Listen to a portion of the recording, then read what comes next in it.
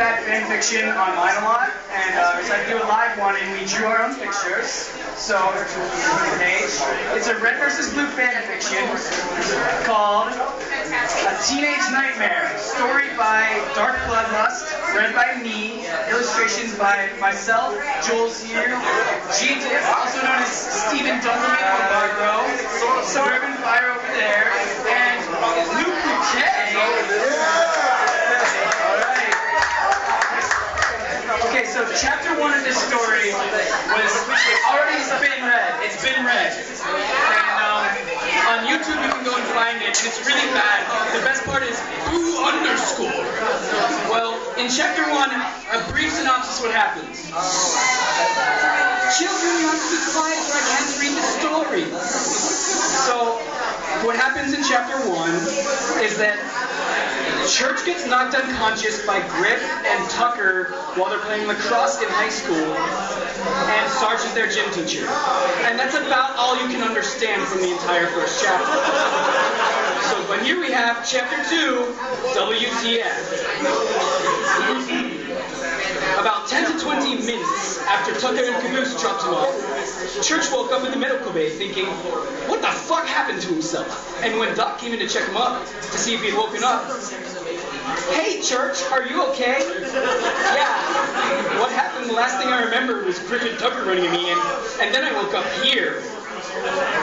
Yeah, Griff knocked you out, and then Tucker and Caboose dropped you up here, and you've been out for about 10 to 20 minutes. Can I go to my next class? Because I really do not need to look like a whiny bitch today, okay?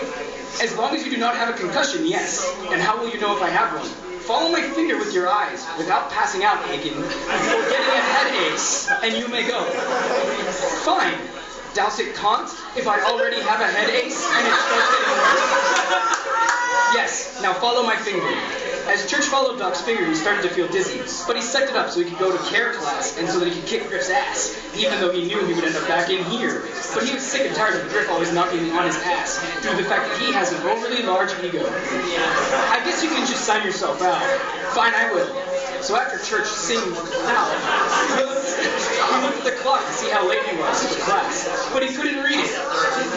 Hey, Doc, what time is everything? I still feel cinder dizzy, and the clock is spinning. It is 10:25, and before you go, how many fingers am I holding up? Do you have to shout? I have a headache. And you're holding up 3 fingers. No, I'm only holding up 2. Whatever, can I go there? Yes, but E9 sign dizziness or nausea. I would like you to come back ASAP, understood? Whatever you say, Doc Boss. After Church left the medical bay, he got to his care class and explained to his teacher why he was 20 minutes late. Griff and Tucker began to smirk and high-five.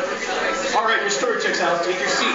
As Church went to take his seat between Caboose and Tex, Tucker whispered something to Griff. Tripping, so he falls onto that new chick I hammered from Wyoming. She's a real hard-ass bitch. So Griff put up his foot, and Church fell onto Tex after hitting the table. But their plan backfired. Tex got up. Tex got up, helped Church up.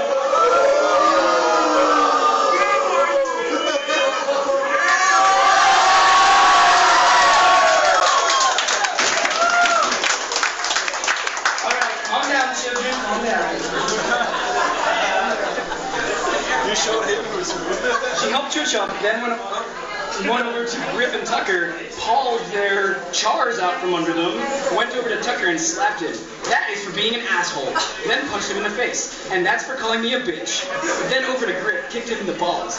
That's for tripping Church. After that, she went back to her seat, and the teacher, Mr. Dales Andrew, came over and said, I told you, you were going to get bitch slapped one day, and I wasn't going to do a damn thing to stop it. You said that was for me being a man-slut or being a pervert, not for being an asshole, Tucker pointed out. I don't care. I still gonna do damn thing about it. Just knowing you probably deserved it. Tucker Tucker didn't have anything to say. So Mr. Dale's Andrew went back to the front of the class to continue explaining the notes for the prom in 4 weeks. Then the bell rang. And that concludes this dome. Now you can go forget everything I just told you. I will see you all tomorrow. Al and Griff and Tucker, I expect to see you after school. But I have to go see Mr. Gannon after school for what happened in his PE class involving me and that dickhead. Hey, new girl, free to hit him on your way out. If you want, smack. Bitch, asshole. Well, I will see to it that Mr. Gannon holds you back for 20 minutes longer. You're dismissed. But Tucker, I expect you here, or do you have detention with Griff too? Yes, sir, I do, Tucker said.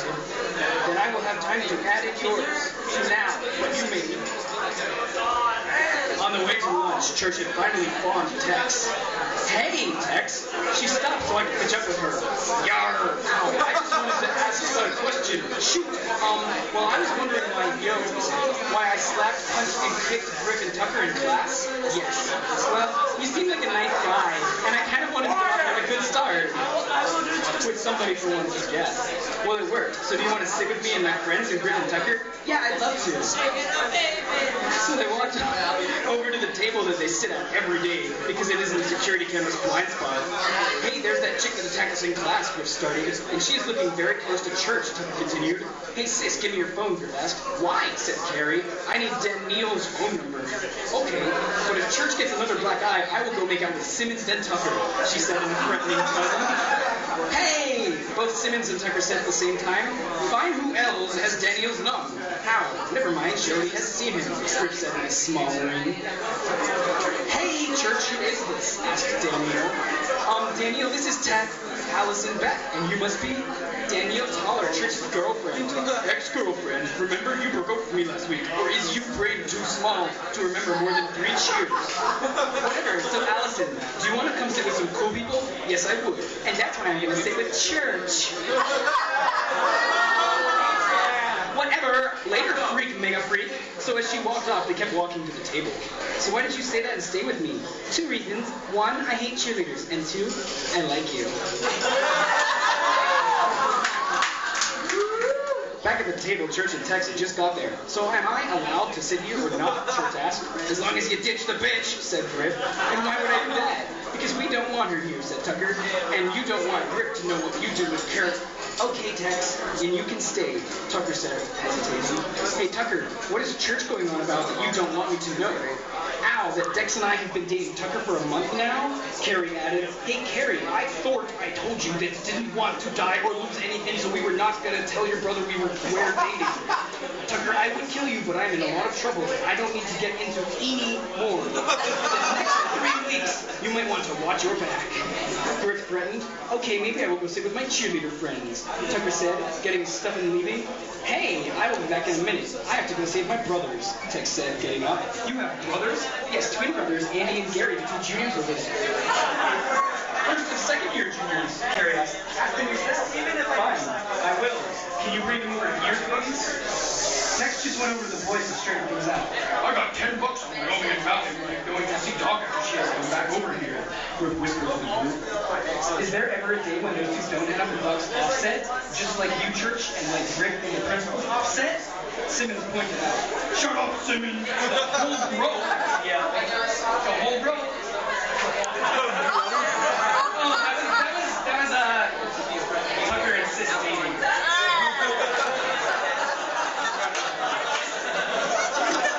Down goes O'Malley and there goes Wyoming, Church said. And I will be tacking that $10 now, Griff. No way, I will be tacking $10 now. No, I will, because you said that both of the men of the Ducks offset, but only O'Malley is on his way. So I will take that $10 now. Fine, Griff pulled out his wallet and gave the money to Church. Hey guys, do you think Sheila would go out with me? Asked Caboose, who had been staring at the cheerleaders table for the last 5 minutes. No way, Caboose, she's already dating my brother Lopez, Simmons replied. No, she's not, Carrie replied. That is just a rumor spared by the football team and cheerleading team. How do you know, he asked. I'm on the cheerleading team, she stated. So Carrie, do you think... no, you can maybe possibly. You want me to touch her for you? Yes. A cruise I will. Caboose I will tomorrow in practice. Thanks, Gary. So So these are your brothers. I have them in a few of my classes. Ow, I am Carrie, by the way. I'm Andy, and he's Gary, and I capos. You have met our bitch of a sister, Allison, Andy said. Thank you, Andy. You can get Carrie's number in class. Now you can leave, Tex said, hinting to her brothers to go now. Okay, we are leaving. See you in class, Carrie. Griff was scowling at Andy as Gary walked off. Your brothers better keep their hands off my sister, or else. Or else what? Or else I will kill you, Griff said. Dexter Griff, I want you to go out with Andy. You can't stop me.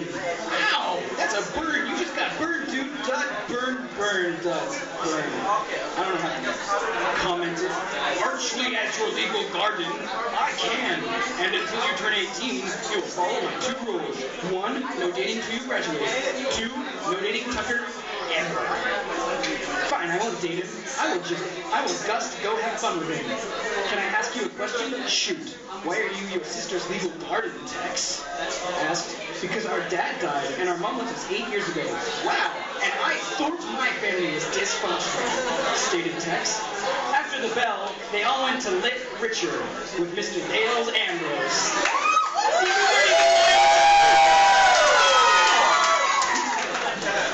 But anyway, that's my story time. I hope you all enjoyed it.